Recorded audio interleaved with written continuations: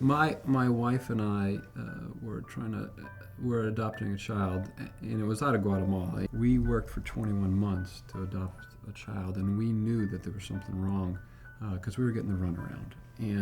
And we did some investigation here in the States and found out that there were folks involved that were corrupt. When we went there, we didn't understand what we were getting into. We were in a small hotel, and we couldn't leave the premises because she wasn't legally ours.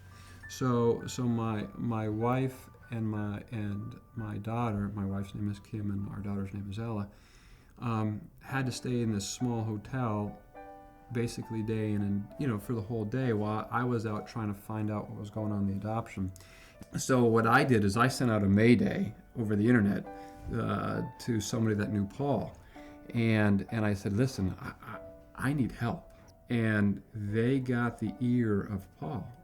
Whatever, they got Paul, and we were at a point that we either had to leave our child, who was our child we had for 17 days with us, and just forget about this adoption that we worked on for 21 months, or stay and try to get her out of there. He just took the time out of his day and his staff's time to explain what our situation, listen, and to explain to the consulate what our dire situation was, that he expedited the process that would have never happened. I mean, he got things done that we would have never been able to get done, so in 5 or 6 days.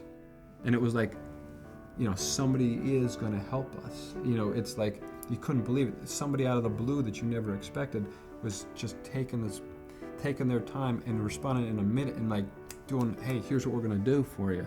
If we had to leave the country without our daughter, we wouldn't have been able to go back because we would have never saw her again. I mean, she would have been disappeared. It was just so they understood that. So so it was either we had to get out of there with her or never go back. It was because Paul cared and took the time out of his day that we got our daughter home.